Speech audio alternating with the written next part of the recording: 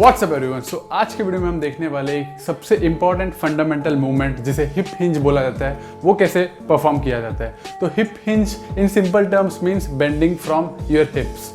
तो ये चीज़ काफ़ी लोगों को ठीक से समझ नहीं आता है इनिशियली, और अगर आप इसको गलत से करेंगे तो आप डिफरेंट जॉइंट्स पे जैसे कि आपके नीज पे या आपके लोअर बैक पे एक्सेसिव प्रेशर डालेंगे और आप सारे एक्सरसाइजेस जो लोअर बॉडी एक्सरसाइज भी होंगे और अपर बॉडी एक्सरसाइज भी होंगे वो आप ठीक से लोड नहीं कर पाएंगे, या आप हैवी वेट जब भी लिफ्ट करेंगे तो आप गलत प्रेशर डालेंगे गलत जॉइंट्स पे, जिससे आपके इंजरी होने के भी चांसेस है। और even in the daily activities जब हम बेंडिंग करते या कोई भी मूवमेंट्स करते like picking up something from the floor, तभी भी हमें ये हिप हिंज को यूज़ करना इंपॉर्टेंट होता है ताकि हमारे गलत जॉइंट्स पे जैसे कि लोअर बैक एंड नीज जो मैंने पहले ही बताया उस पर हम ज़्यादा लोड ना डालें और हमारा जो मूवमेंट पैटर्न है उसे एफिशिएंट बनाए so as to stay away from injuries and also keep our movements pain free.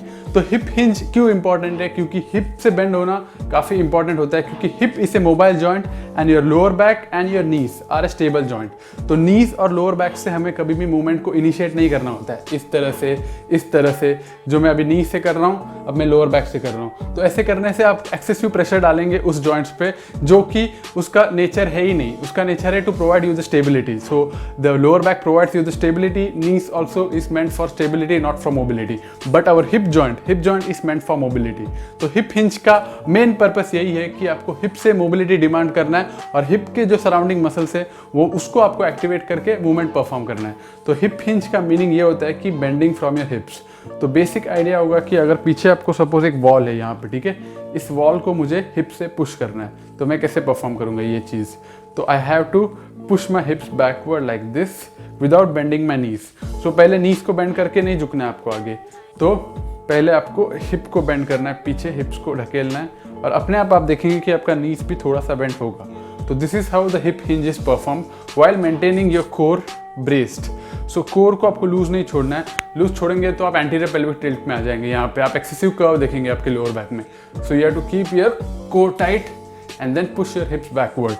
So basic idea of hip hinge is to push your hips backward while maintaining your spine neutral, और उसके बाद आप कितना नीचे जा सकते हैं उतना नीचे जाना। So push your hips backward like this keeping your knees locked. So knees भी पहले इनिशिएट नीज से नहीं करना है, and then you lower down as much as is possible for you maintaining the core braced and spine neutral। तो ऐसे करेंगे तब आप नीचे जा पाओगे पूरा। ऐसा आप देख सकते हो मैं पूरा अभी नीचे टच कर पा रहा हूँ फ्लोर को while doing the hip hinge, but आपको थोड़ा हैमस्ट्रिंग फ्लेक्सिबिलिटी लगेगा इसके लिए ताकि आप पूरा नीचे जा पाए। ऐसे आप अभी इस जगह पे होंगे, but the more you practice this movement and the more you become efficient with this movement, you will be able to reach completely down like this।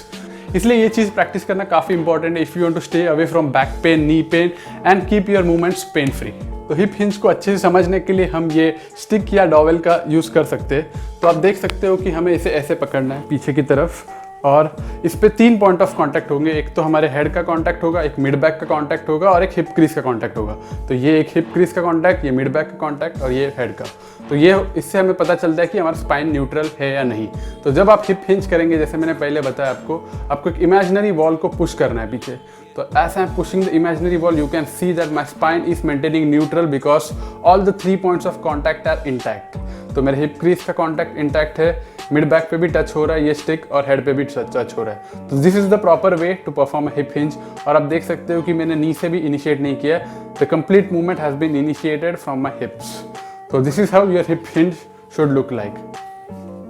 तीनों का कांटेक्ट नहीं जाना चाहिए। आप ऐसे करके अपने आप को भी टेस्ट कर सकते हो कि ऐसे मेंटेन करके आप कितना नीचे जा पा रहे हो। तो this is how you will be able to figure out whether you are doing the hip hinge properly और not.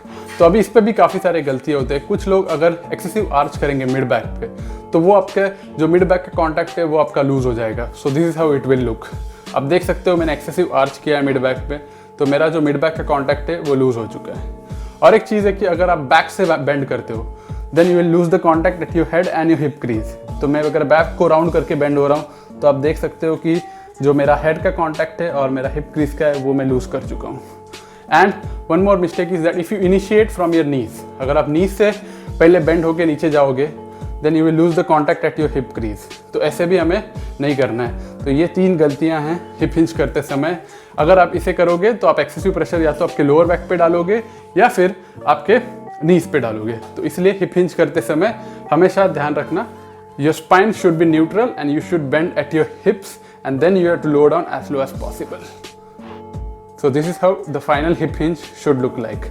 The more you practice, the more you will open up your hamstrings and more efficient you will become with this movement. So practice is very necessary. So अभी देखते हैं कि squats and deadlift में difference क्या है और hip hinge कैसे utilise करना है स्क्वाट्स एंड डेडलिफ्ट दोनों जगह पे। तो जब आप स्क्वाट करते हो तब आपको हिप हिंज से ही इनिशिएट करना होता है थोड़ा सा, और फिर आपको नी बेंड करना होता है। आपको ऐसे नहीं करना होता है स्क्वाट डायरेक्टली नी बेंड करके, ऐसे आप करोगे तो आप ब्लॉक हो जाओगे और आपका अगेन लोअर बैक पे एक्सेसिव प्रेशर आएगा। तो first we have to bend at our hips slightly, we have to hip hinge. Anterior pelvic tilt नहीं करना ऐसे, but just maintain your core braced and hip hinge slightly and then bend your knees, और कितना नीचे आपको जाने होता है उतना नीचे जाना। तो फर्स्ट हिप हिंज करना है और फिर नीज को बेंड करना है, जितना आपसे हो सकता है उतना फिर नीचे जाना है। अभी नीज टोस के आगे जाना है या वो कुछ मैटर नहीं करता, आपके एनाटॉमी के हिसाब से थोड़ा बहुत आगे पीछे होने ही वाला है, उसका मैटर करता ही नहीं है। But what matters is whether you are initiating through the hip hinge और नॉट। ऐसे इनिशिएट करोगे तो आपका नीज का लगने वाला ही है। So initiate from your hips and then lower down. This is very important while you perform the squat so as to do the movement properly and stay pain free. तो अब देखते हैं कि डेडलिफ्ट में हिप हिंज का कैसे use होता है। तो डेडलिफ्ट में क्या करते हैं हम लोग का काम होता है, डेडलिफ्ट में जितना नीचे हो सकता है उतना हमें नीचे जाना है। तो we have to hinge from our hips and then we have to lower down as much as possible for us. तो यहाँ पे आपका बार होता है डेडलिफ्ट में in between above your laces like this. So इसको अगर मेरे को उठाना है तो अगेन मैं ऐसे नहीं उठाऊंगा, ऐसे उठाएगा तो मेरा अगेन गलत हो गया हिप हिंज पैटर्न जो मैंने आपको पहले बताया। सो इसमें आपको नीज को थोड़ा भी बेंड नहीं करना है, आपको शिन्स को वर्टिकल रखना है। Shins should be vertical, that means perpendicular to the floor. So मैं हिप को हिंज करूंगा पीछे, जितना हो सकता है उतना पीछे पुश करूंगा। अगेन थोड़ा हैमस्ट्रिंग फ्लेक्सिबिलिटी चाहिए इसमें, and then I will lower down as much as possible for me. यहाँ पे मेरा बार रहेगा, barbell, and from here I will pick and come up. So आप देख सकते हो कि मैं नी को बेंड कर ही नहीं रहा हूँ, ऊपर से मेरा थाइस नी को बेंड कर रहा है, मैं इनिशिएट नहीं कर रहा हूँ नीज को बेंड करने के लिए। So I will hip hinge and automatically my knee will bend and then I will lower down maintaining my shins vertical. So this is how you have to use the hip hinge while performing the deadlift. Deadlift में काफ़ी ज़्यादा importance है hip hinge का। अगर आप hip hinge नहीं करते हो ठीक से, then you will put more pressure on your lower back and it might damage your lower back as well on the long run. So इसलिए स्क्वाट्स में आपका कॉर्स डोमिनेंट होता है क्योंकि आप नीज को बेंड करके थोड़ा सा लेग्स को आगे ट्रैवल करा रहे, बट डेडलिफ्ट में आपका ग्लूट्स एंड हैमस्ट्रिंग डोमिनेंट होता है क्योंकि आप कंप्लीटली हिप हिंज मूवमेंट को ही परफॉर्म कर रहे हैं। आप थोड़ा भी नीज को आगे नहीं पुश करेंगे, आप कंप्लीटली एक हिप हिंज मूवमेंट करते हो when you perform the deadlift. तो इसलिए ये जो हिप हिंजिंग मूवमेंट है वो काफ़ी इंपॉर्टेंट होता है हमारे लिए while doing different daily activities and also while doing different exercises. So even while bending आपको कुछ उठाना है नीचे से, तभी भी आपको एक स्लाइट हिप हिंज करना होता है ताकि आपका ग्लूट मसल्स एक्टिवेट हो जाए ये मूवमेंट के लिए, ना कि आपका सारे स्ट्रेन लोअर बैक और नीज ले ले। तो अगर आप ये सब चीज़ें अच्छे से करेंगे और डेली हैबिट्स प्रैक्टिस करेंगे ये हिप हिंज मूवमेंट को, तो आपका जो मूवमेंट होगा डेली वो काफ़ी पेन फ्री होगा और आपको कभी भी लोअर बैक या नी पेन के चांसेस काफ़ी कम हो जाएंगे। तो even if you are not practicing squats and deadlift, आप अगर होम वर्कआउट्स करते हो तो भी आप प्रैक्टिस कर सकते हो हिप हिंज के। तो आप ऐसे बिना वेट्स के प्रैक्टिस करना हिप हिंज को ऐसे, और जितना आपसे नीचे जाने होता है उतना नीचे जाके होल्ड करना है यहाँ पे। Then again daily you practice this and try to go down as low as possible. धीरे धीरे आप देखोगे कि बिना नीज को थोड़ा भी आगे पुश किए you will be able to lower down completely and you will be able to touch your hands to the floor like this, how I am doing right now. So इसको प्रैक्टिस करना important है, और else you can also practice this while taking the support of the wall like this. Wall का support लेना और फिर जितना नीचे जा सकते हो उतना नीचे जाना। तो ऐसा आप करोगे तो आपका हैमस्ट्रिंग ओपन होगा और आपका ग्लूट्स एक्टिवेट होगा।